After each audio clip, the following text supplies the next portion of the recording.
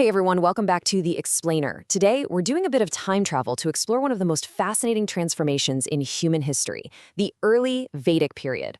We're going to uncover exactly how early Indian society and the very concept of the state first emerged. For a minute, I want you to just forget everything you know about modern borders and concrete laws, because we are going way back to a time when your identity was entirely about who you were related to, and knowledge was preserved exclusively in the mind. Let's dive in. Here's a quick look at our agenda for today.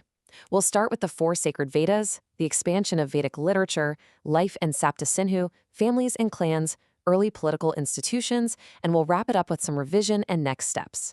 All right, take a look at this illustration of an early Gurukul, or learning center.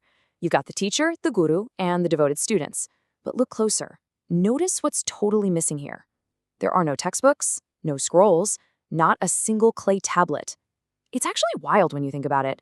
We're talking about a society that managed to preserve absolutely staggering amounts of complex knowledge without writing down a single word. Which, begs a massive question, right? How on earth does a whole civilization preserve its most sacred knowledge, its history, philosophy, and rituals, without even having an alphabet? If we were sitting in a classroom right now, I'd totally make you guess, but I'll just give you the spoiler. They used the ultimate supercomputer, the human brain.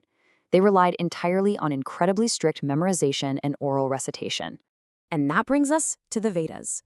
The word Veda basically translates to knowledge. These texts are literally the earliest known collection of Indian literature. For centuries, teachers passed these down to their students with just flawless phonetic accuracy. And for historians, this is a massive game changer. Before this point, we were mostly looking at pots, bricks, and bones to guess how people lived.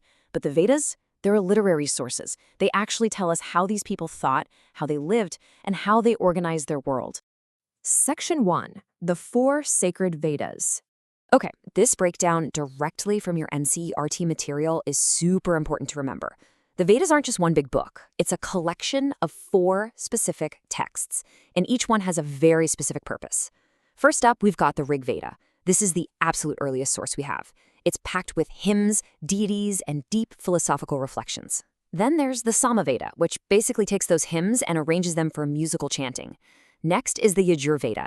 Think of this one as your practical manual. It lays out exactly how to perform sacrificial rituals. And finally, the Atharva Veda. This one is super relatable because it focuses on daily life, containing prayers for protection, health, and general well-being. Now, I promised no confusing jargon, so let's quickly define those Sanskrit terms we just saw. A sukta simply means a hymn, specifically those beautiful poetic praises you find in the Rigveda. A yajna is a sacrificial ritual, and remember, the Yajurveda gives you the step-by-step for those. And swara? That's a musical note. In fact, the chanting style of the Samaveda actually laid the very foundation for the swaras used in Indian classical music today, which is pretty amazing. Moving on to Section 2, Expansion of Vedic Literature. So ideas don't just stay frozen in time, they evolve. Each Veda actually has four parts that show how early Indian thought grew over time. Step 1, the Samhita. These are the core hymns we just talked about. Step 2, the Brahmanas. These are prose texts that painstakingly explain how to do the rituals and, more importantly, why they actually matter. Step 3 brings us to the Arnyakas, which literally translates to forest texts. This is a cool shift. People started stepping away from the bustling city rituals, retreating to the forest, and thinking about the symbolic meaning behind all these sacrifices. And finally, step 4, the Upanishads. By this point, the focus has shifted almost entirely to deep philosophical inquiry. We're talking big existential questions about the nature of the self and ultimate reality. Okay, quick exam tip here. Pay close attention to this. If you ever need to describe how Vedic literature evolved, the golden thread you have to follow is that thematic shift from ritual to philosophy.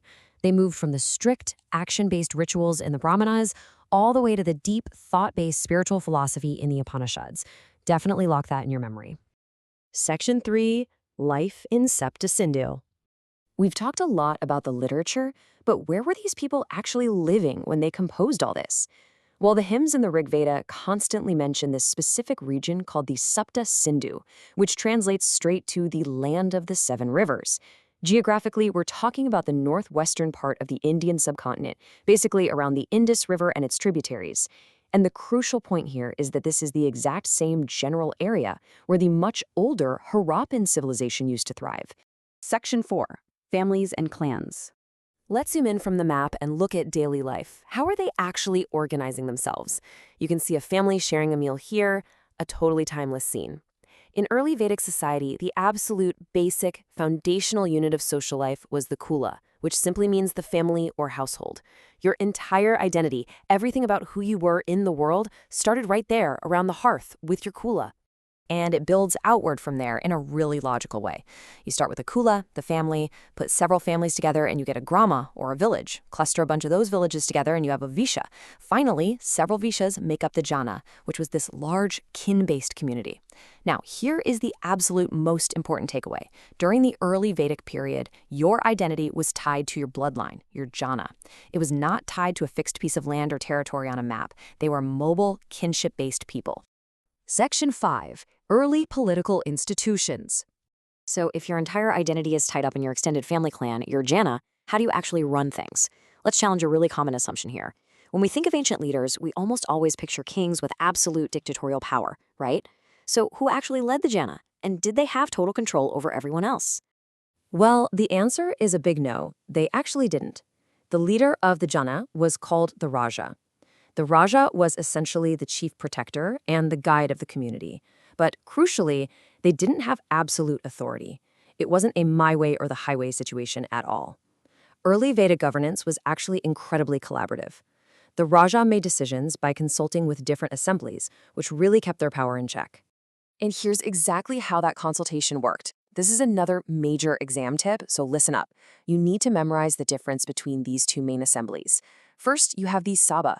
This was a smaller, more exclusive group made up of select elites, and they mostly served a judicial function, kind of like a court handling disputes. Then you have the Samiti. This was a much larger assembly that represented the broader population.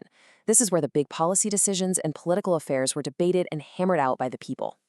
Now, along with the Sabha and Samiti, there was a third really important gathering you should know about, called the Vidhata. The Vidhata was this highly popular gathering that community members attended, and it acted as a vital forum for discussing things like warfare, how to distribute wealth, and other major political and social matters. So when you put the Sabha, the Samiti, and the Vidhata together, they basically ensured that this early society was governed by consensus and shared responsibility. Section 6, Revision and Next Steps. Okay, we've covered a massive amount of ground today, so let's do a rapid-fire recap to lock it all in. First, an incredible oral tradition preserved the Four Vedas, the Rig, Sama, Yajur, and Atharva. Second, Vedic literature dynamically expanded over time, shifting from strict rituals in the Brahmanas to deep philosophy in the Upanishads. Third, early Vedic society flourished in the Sapta Sindhu region. Fourth, society was built on bloodlines, starting from the Kula, or family unit, all the way up to the Jana, the kin-based clan. And finally, the Raja wasn't a dictator. They led by consulting the Sabha, Samiti, and Vidhata. Just like that, you have mastered the foundations of early Indian state and society. But, history literally never stands still. We just saw how the early Vedic people defined themselves entirely by their kinship, their Jana. But what happens when agriculture gets better? What happens when a moving Jana finally just stops, puts down deep roots, and claims a permanent territory of their very own? Everything changes. We'll find out exactly how identity shifted from blood to land in Explainer 3, The Rise of Janapadas. See you there.